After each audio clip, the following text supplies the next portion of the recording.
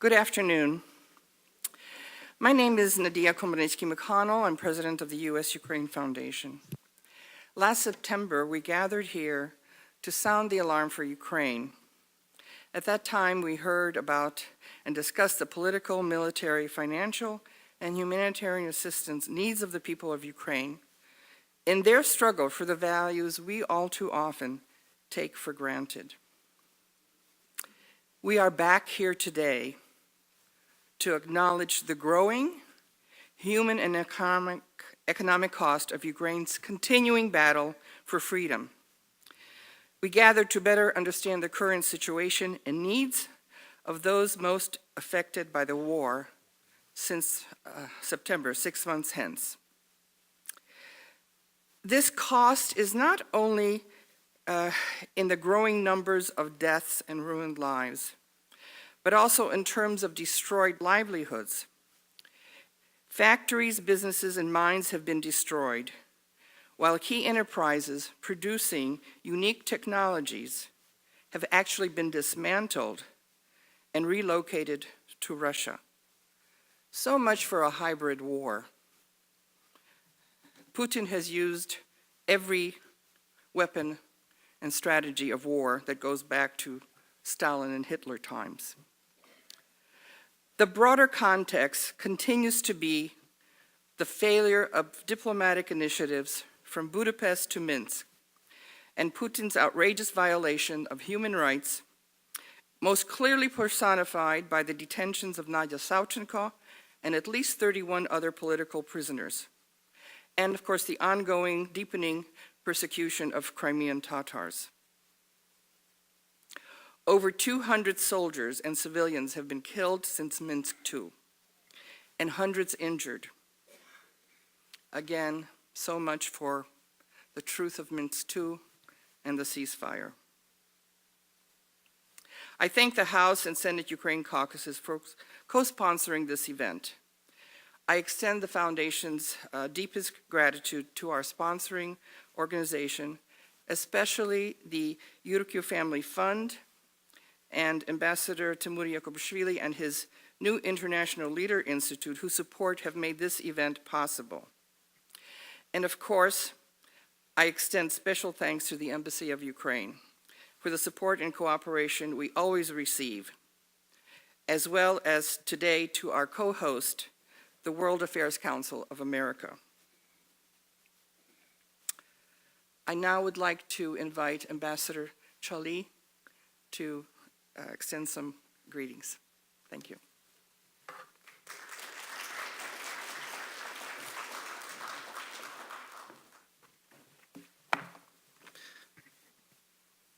Thank you, Nadia.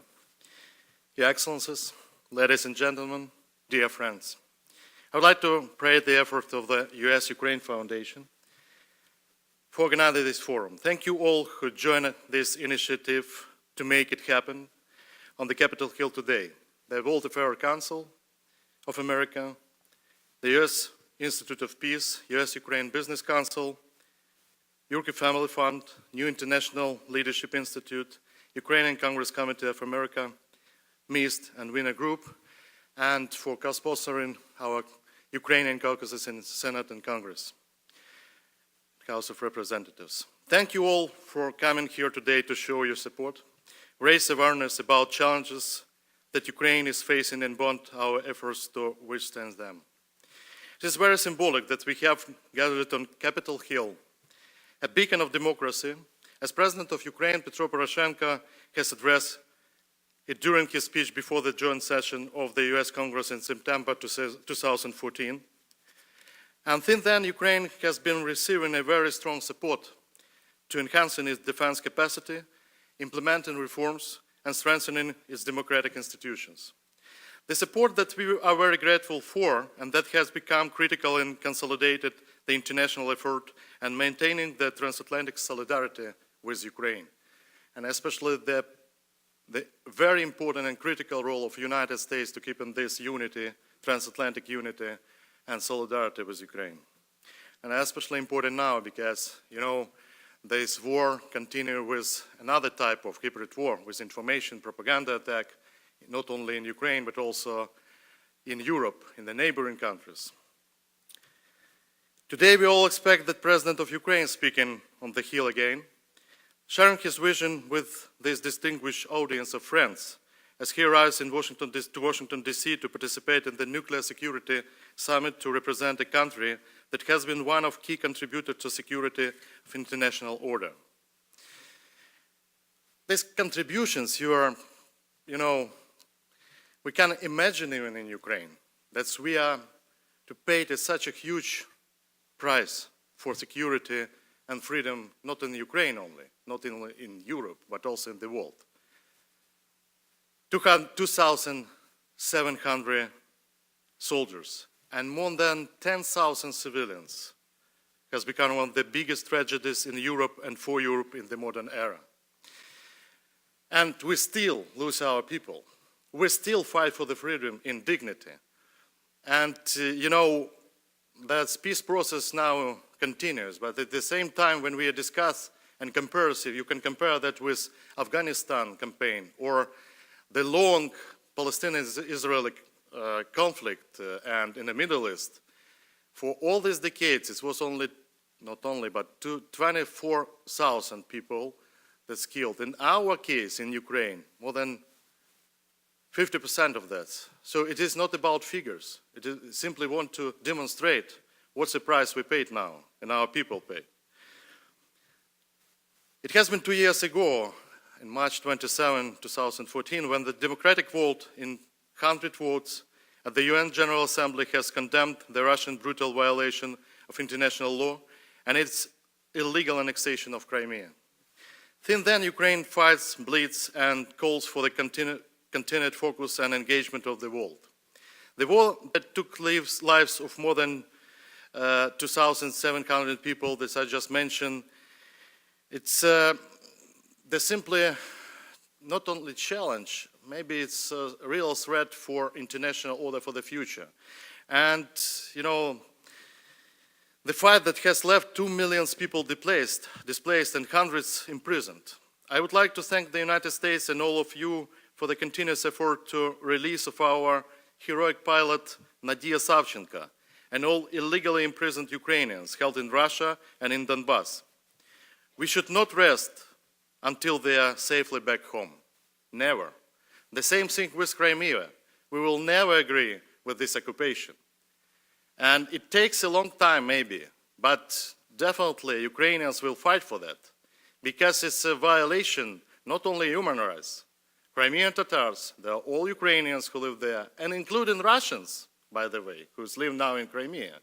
So that's one point. Another one, when we speak about Nadia Savchenko, and now, President of Ukraine mentioned many things for readiness to release our prisoners, but we never accept such a game with human beings. Maybe for Russia, not so important with human being, but for Ukraine, with the understanding, European-style understanding, American-style understanding of the human being, dignity and freedom, for us it's very important. So we will fight for that. It's not only demonstration, and appreciate that you are personally, I know many of you participate in that for support Nadia Savchenko release, but also enormous efforts on international arena. And I appreciate that's a common voice of President of United States, the State Secretary, Vice President of United States. We have the common voice of all nominees for the elections from the different parties that support us in this crucial time to release Nadia Savchenko and all Ukrainians from prisons. Ukraine continues to fight on two fronts, against the Russian aggression on the east and overhauling its system internally. I think we will discuss that during the forum. It's a very difficult time for Ukraine because, you should make the three things and to achieve three outcomes at the same time. To finalize the creation of political nation of 45 million people of the different languages, different nationalities. We are fighting for our European future. This means these values and integration in the West structures. And at the same time, we are fight against corruption and changes our system that's created for decades in the Soviet era, and after that, unfortunately, we're not yet to find this solution how to change the system. So we fight for that internally in Ukraine. This is toward, and we need your continuous focus, support, and engagement to achieve these goals. In responding to a very high expectation of the Ukrainian people who have started and sacrificed for these freedoms on Maidan and continue to defend them today in the Eastern Front of Europe. Let me also thank for tireless efforts of the Ukrainian diaspora in United States, not only in Washington, D.C., but all around the United States. I met with them in the different states, and I really appreciate that tonight we will have representatives from almost all states of United States, and this is an opportunity to thank them for these continuous efforts to support Ukraine. As one of the most powerful advocates of Ukraine and one of its biggest humanitarian contributors, your help does make a difference for today and for future generations of Ukrainians and many people in the world who look up to freedom. I participated personally with the people who stand on Maidan, and many of my friends now stand against the nuclear power, one of the most, maybe biggest army in the world, more than 1,200,000. Believe me, we will stop them. We will do our best, but we need your support. Ukrainian peoples need now your support, and we will contribute a lot in the future. Thank you very much for everybody who supports Ukraine and keep focus on Ukraine. And I wish this forum to discuss all this issue. And finally, we will have the President of Ukraine who will speak tonight. Thank you very much. Ukraine faces, as we know, many deep and challenges, but Ukraine also has some important assets. One is the long history of bipartisan support in the U.S. Congress. There is no political divide on support for Ukraine in the U.S. Congress.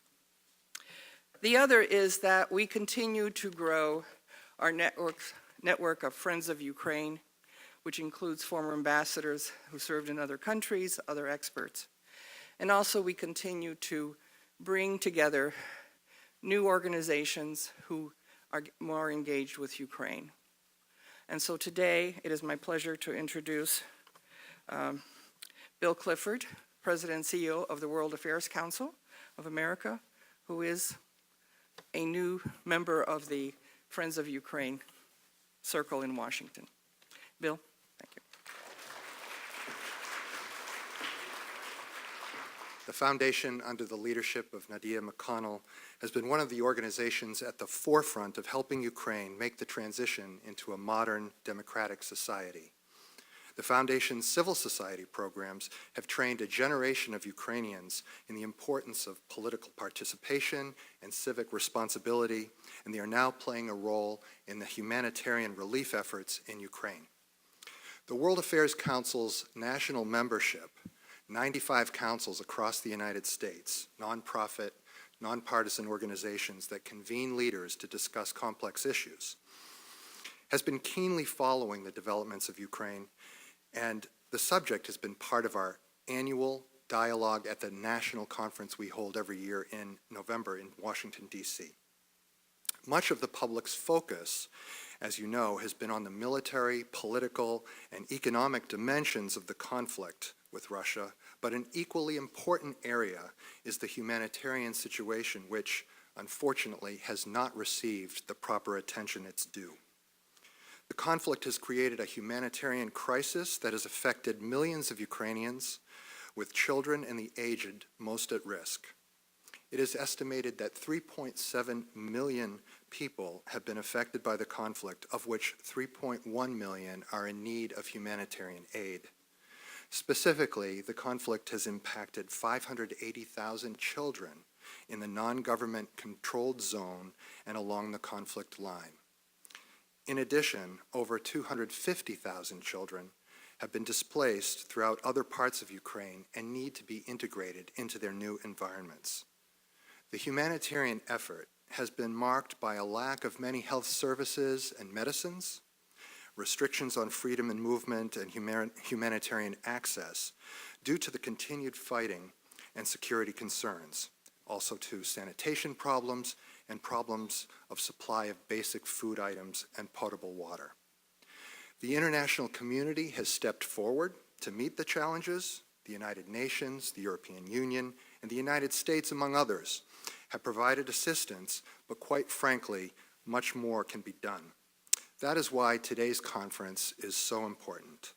Through this forum, we hope that, in addition to a careful examination of the political, economic, and security issues, that the humanitarian needs of the Ukrainian people will be given broader recognition and result in stronger international support to help end the conflict and resolve the humanitarian crisis. I wish you success in your efforts here and want to acknowledge the important role that the U.S.-Ukraine Foundation in continuing to bring the humanitarian dimension to the public's attention. Let me also take this opportunity to remind you that this evening at 7 p.m. in this very hall, President Poroshenko will be speaking at an event hosted by the World Affairs Councils of America. This is a great opportunity to hear about the most recent developments in the conflict with Russia and about the economic, political, and security concerns and challenges that Ukraine continues to face. I look forward to seeing many of you at this event, and for those who cannot join us that way, we'll be live streaming it at WACA's website, www.worldaffairscouncils.org. Thank you, and I wish you the best for today's forum.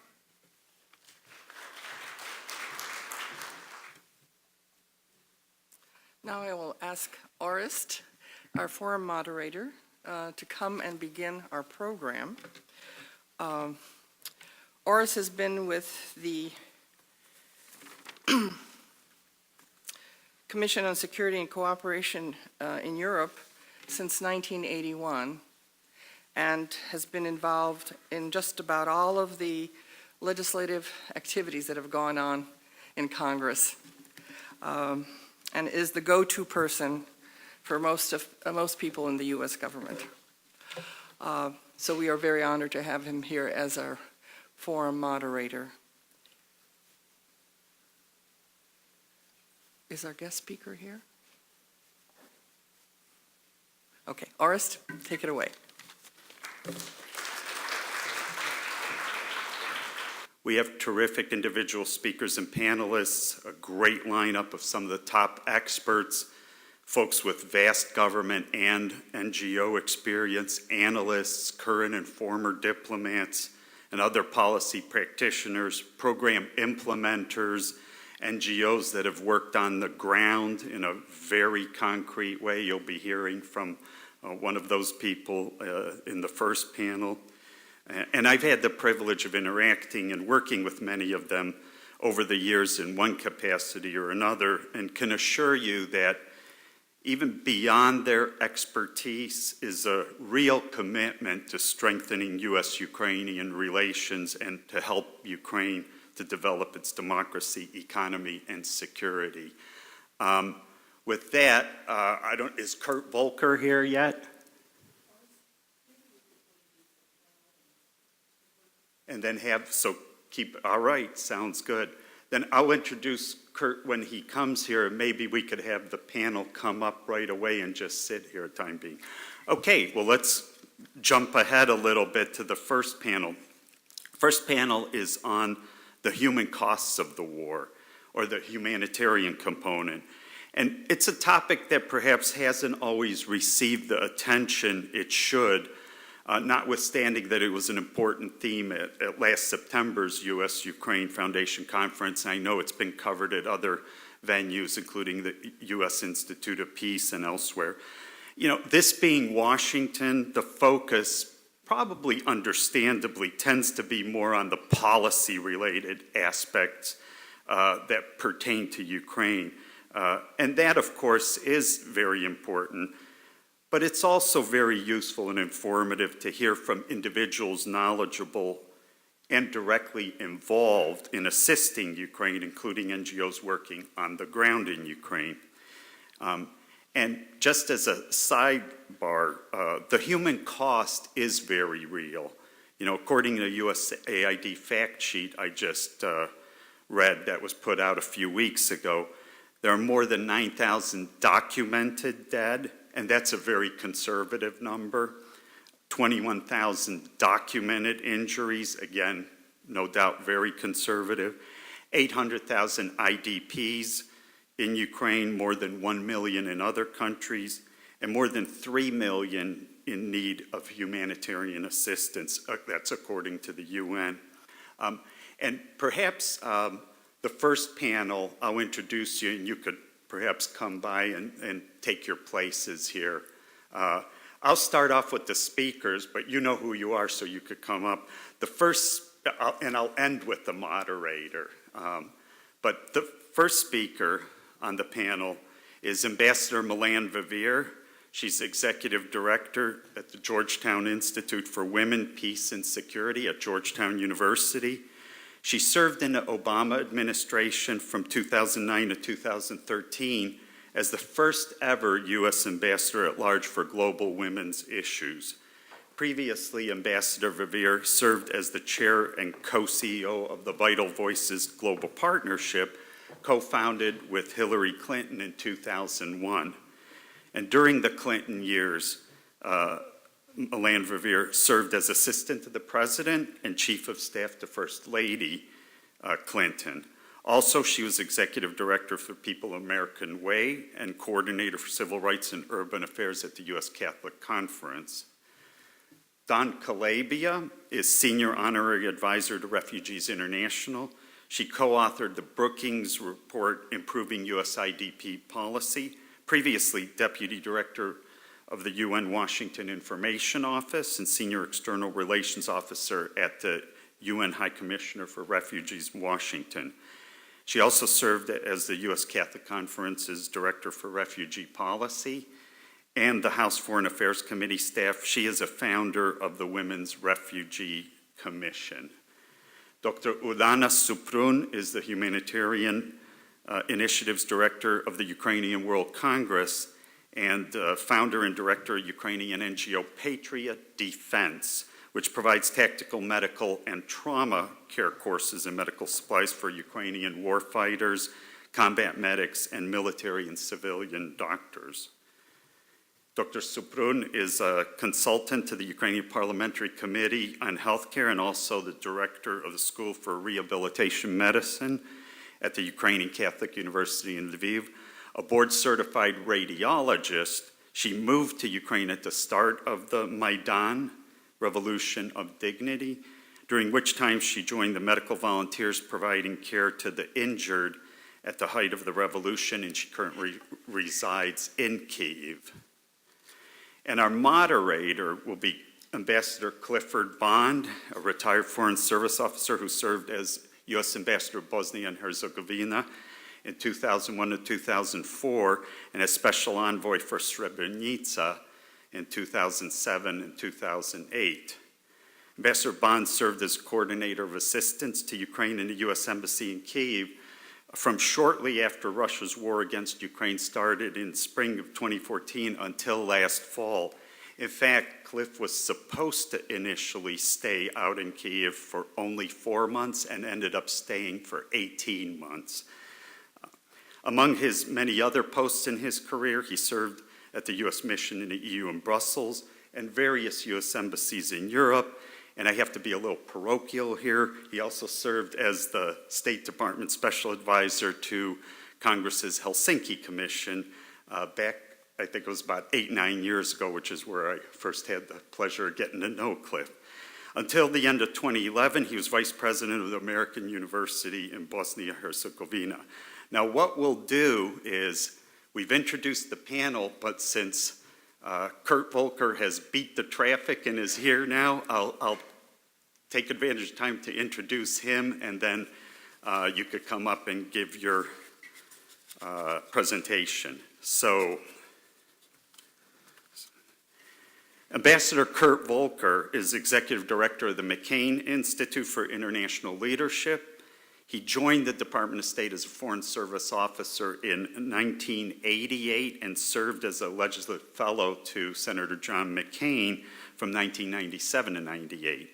He then became First Secretary at the U.S. Mission to NATO, and in 1999 and 2001 was Deputy Director to the NATO Secretary General, then served for 4 years as Acting Senior Director for European and Eurasian Affairs at the NSC.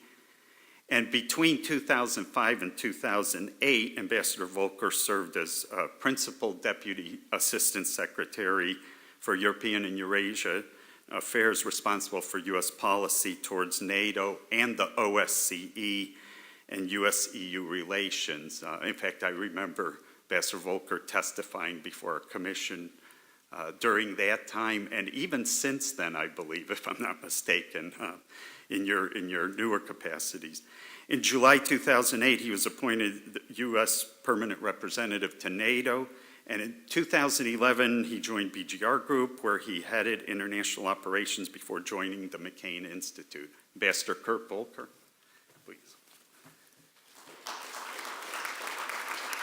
Thank you for inviting me. It is a real honor for me to be here, and a real honor for me to give some remarks about Ukraine starting off. So many of the people you're going to be hearing from today, speakers of this conference, are people that I've known for a very long time. Milan here, Cliff Bond and I worked together my very first Foreign Service internship when I was in Stockholm in the mid-'80s, and many, many other people you're going to hear from. But what I wanted to talk about in setting this up today is not so much the topics of the panels that you're going to hear from, because I think you're going to hear from distinguished and excellent speakers about the human cost of the war, about the economics, about governance, about security. What I want to do is talk to you from my perspective as an American, as a foreign policy practitioner, someone who has watched things for a long time. Because you can look at this from any number of angles. You can say there's a tremendous humanitarian loss going on in Ukraine right now. We've had thousands of people have been killed, others have been displaced, others wounded. More people have been killed in this Ukraine conflict than prompted us to intervene in Bosnia because of Srebrenica. Srebrenica was about 7,000 to 8,000, I forget the exact number, in a couple of days.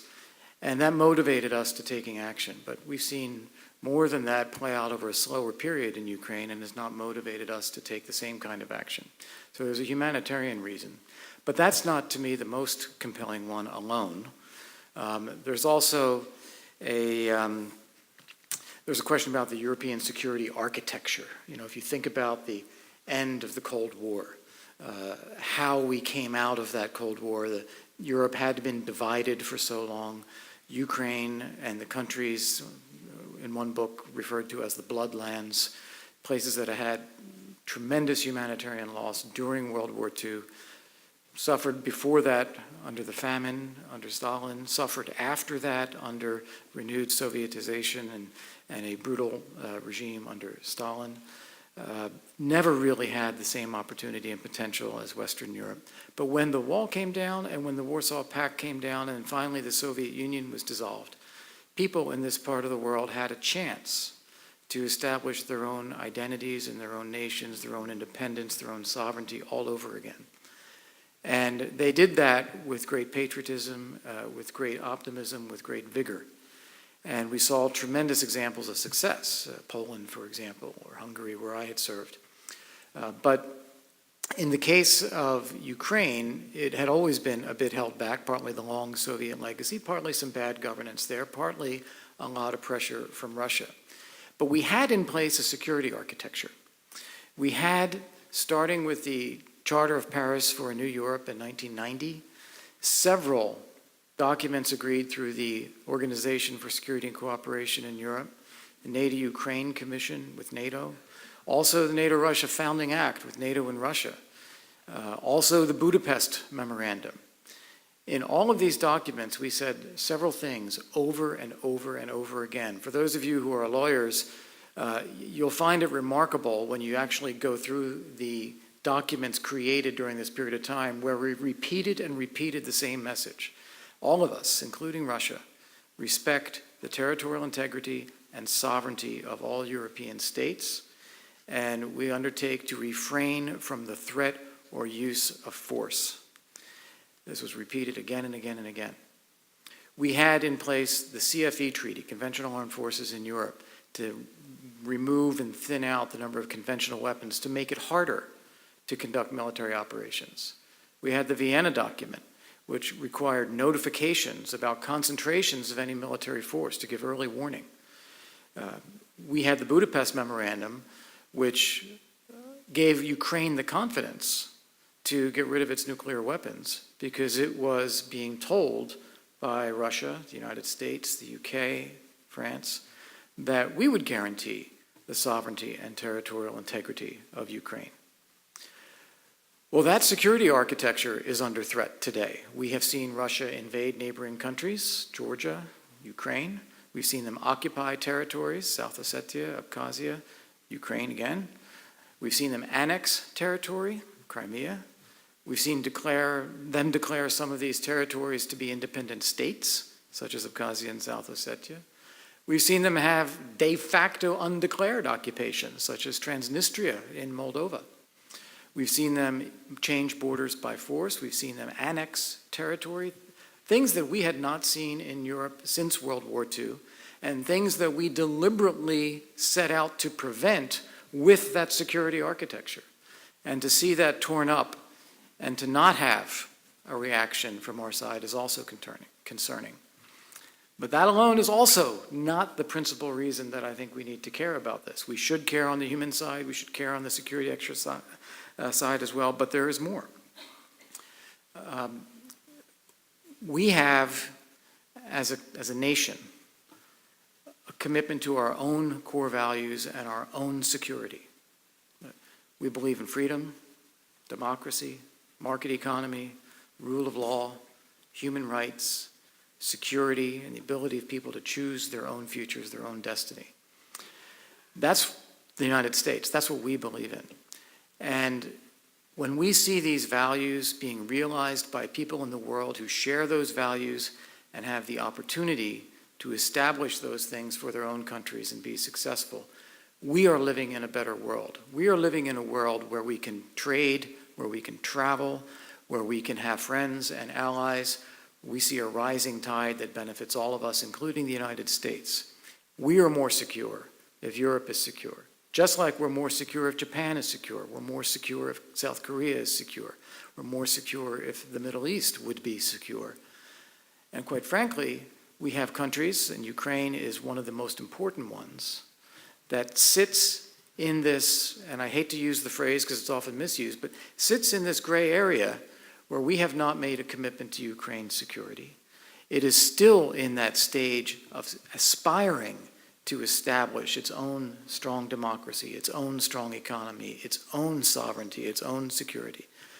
And how Ukraine fares in this balance should be of great concern for the United States, not just because of what it means to the Ukrainian people, but because of what it means for us and the world we live in when aspirations like that can thrive, and that makes a better world for us, or where aspirations like that are squashed, and that makes a far more dangerous world for us.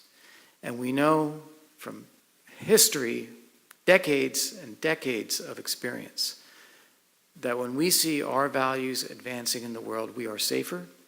When we see our values retreating in the world, we ultimately become the target of those threats against our own values and our own interests.